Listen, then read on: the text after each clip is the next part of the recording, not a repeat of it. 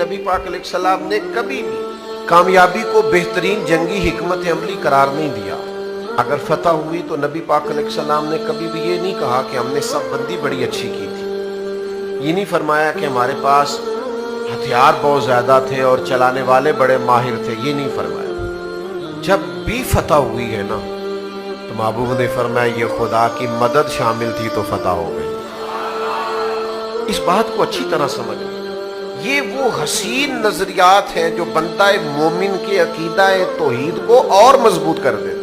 وَلَقَدْ نَصَرَكُمُ اللَّهُ بِبَدْرٍ وَأَنْتُمْ أَذِلَّةٌ، اللہ فرماتا ہے میں نے بدر میں تمہاری مدد کی تھی، تم تو کمزور تھے، میری مدد تمہیں میسر آئی، اللہ نے مدد فرمائی تمہاری حالانکہ تم کمزور تھے۔ تو یہ یاد رکھیے گا کہ عقیدہ توحید والا یہ سمجھتا ہے کہ میں میدان میں اترا ہوں تو یہ بھی اللہ کا فضل ہے،